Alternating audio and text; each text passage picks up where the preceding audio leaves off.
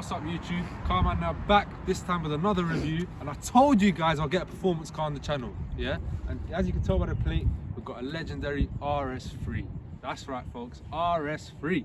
So in today's video we're going to be going over the specs and the exterior and the interior, and obviously just show you how this beast drives and get some legendary sound clips. But for now, let's cut to the montage.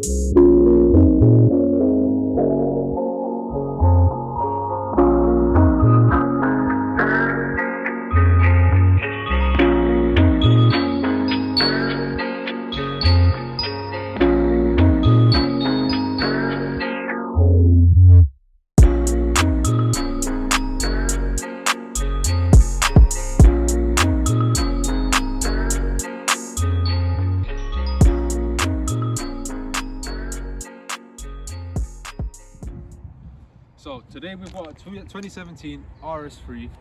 This is obviously the saloon. You can get it in a sportback format, which is basically a hatchback, and that was actually facelifted during this year. The differences between the pre-facelift and the facelift was obviously the aluminium block and a couple of weight-saving measures, just like the aluminium hood as well. New lights as well. We've got these LED headlamps, another facelift set of rear lights at the tail.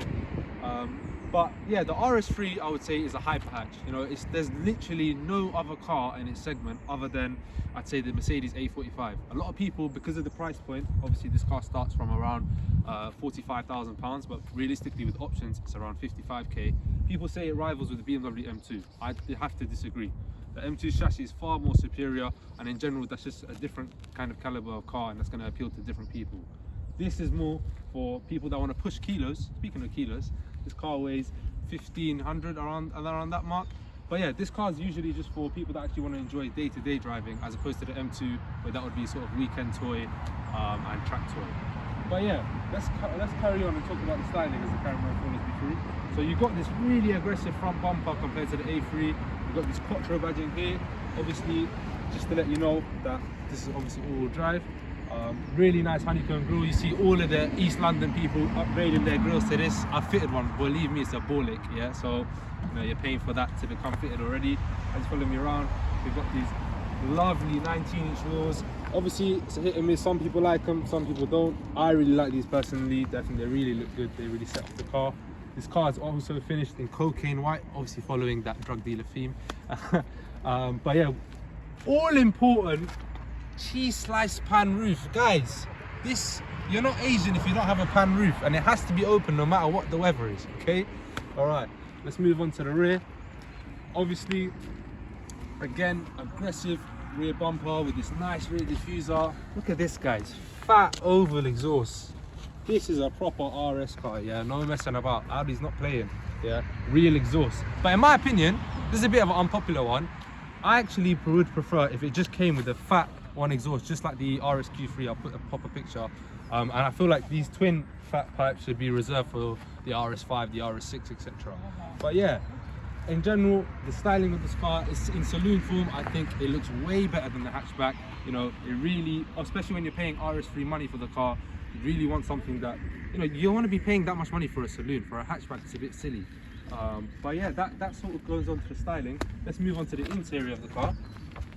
As you join me in the cabin of the RS3, It's quite a nice place to be, I'll be honest. You've got Alcantara on the steering wheel, very nice classic Audi flat bottom steering wheel with the RS logo. You've got lovely inlays of carbon fiber trim. This car has the optional Bang & Olufsen speakers. If you look in the door cards as well, you know, it's quite a decent amount of storage. Talking about storage, we've got a nice, very decent glove box as well. Obviously you've got a little mini cubby here full of change. Oh wow, look at this as well. Wow, definitely classic Audi RS3 cubby. As for the MMI system, you've got a little pop-up screen and the classic Audi digital cockpit. I'd say it's relatively easy to use. Obviously they give you like a little iDrive controller here as well that you can use, but yeah, in general the quality, material, touch and finish was quite good. Obviously you have to remember this is an A3. Obviously one reminder as well, which is a bit of a letdown, is the standard seats. You can get super sport seats as an extra option, but yeah, these seats actually apparently they hold you in a bit better because the super sports they sit a bit flat. Obviously we've got pan roof as well, classic RS3, that brings a bit more light into the cabin, which is really good. But yeah, that sort of pretty much sums up the front. If we actually look to the rear,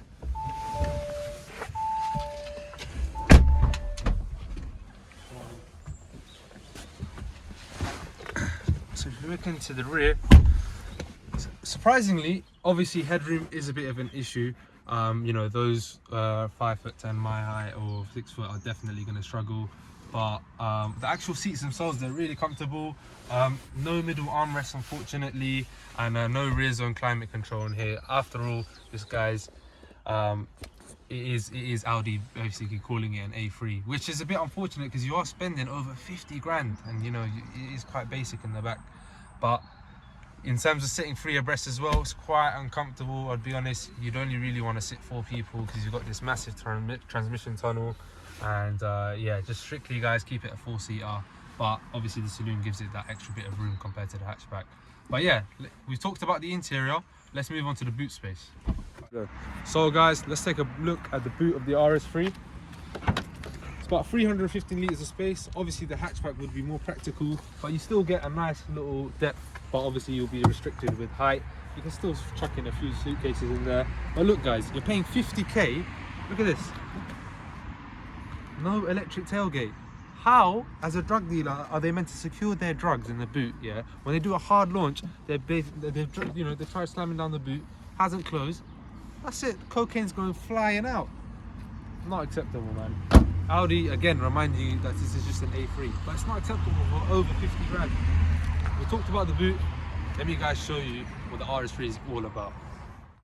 So guys, what powers this RS3? You guys already know what it is. It's a legendary Daza block 2.5 TFSI, 5-cylinder turbocharged engine, makes about 400 brake horsepower and 480 newtons of torque, and that's paired with the 7-speed S-tronic gearbox, and it sends the powers to all 4 wheels via Haldex all-wheel drive system.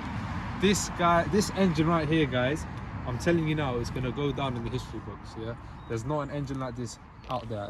I think, to be fair, it's the only sort of 5-cylinder out there in the market right now. So that is the unique selling point of the RS3, and you know that's what makes it a hyper hatch. It's this bomb of a power plant that just pushes out an enormous amount of power. You see people building, you know, once they build the motor, they kick out over 1,000 brake horsepower in their tiny little hatch. It's crazy. But obviously, enough talking. You guys want to know what it sounds like, so let's go for a drive.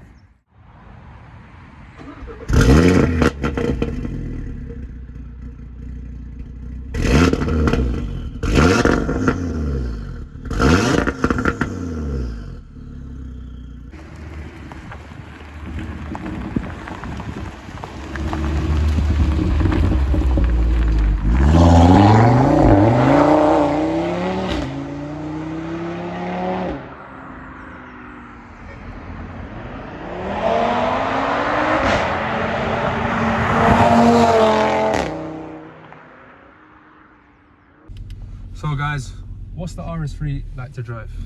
Well, let's find out. At the minute, we've got everything set to comfort. The steering is very light, and as you can hear, well, technically this car has a custom exhaust on it. I think it's a Remus back box, so it is very loud. But yeah, in comfort, you know, things soften up, things quieten it down. I will say one thing: ride is a bit choppy. Obviously the road conditions don't help, but I do think it is a little bit on the firm side. However, obviously on a smoother surface, you know, it's all right. Road noise isn't too bad as well. I think that's probably helps by the loud exhaust. Obviously we're in Ramble Comment and we've got a flipping RS3. Yeah, we're trying to find out what that Daza is really like. So let's flick it over into sport. We've got traction off. Let's flick it into manual as well. Put it into dynamic, as you can see. We're in third gear at the minute. Let's go second gear. Oh my days, guys. It just throws you back. Oh, nickel quattro just hooks on for days. Yeah, road is very choppy, but the car doesn't become too unsettled. And it just takes these bends like a champ. Gearbox is very responsive as well, so I can't complain about that. Brakes as well, they're quite good. Obviously I've been testing the car out, they don't tend to fade that much. So there, right there, you can tend to find the front does seem to push a little bit in typical Audi fashion. But one thing I really like, which I found surprising about the RS3, is the actual chassis. It does move around. The rear end, you do find it twitching every now and then, which I really like. Obviously not expected for an RS3, but that, I think that helps because of the weight saving measures that they did for the facelift. Now, in terms of steering feel, obviously you don't get much feedback, and this has got a variable rack, so that's the problem with the understeer, where you can't really feel where the front tyres are about to load up. But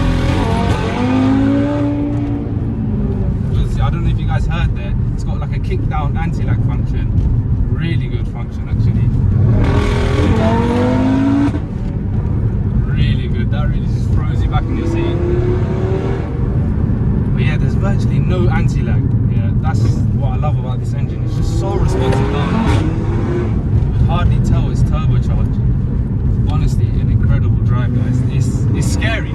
It's scary how much confidence the RS3 gives you. It's ridiculous. I can see why, you know, people actually crash these, because whilst it sticks to the road like glue, you know, there's only so much you can do before physics, you know, puts matters into its own hands, and you know, you end up going into the wall. So for your average Bradford drug dealer RS3, they'll enjoy this car on the back road for sure. But yeah, I'll just shut up and let you guys listen to more clips of me driving.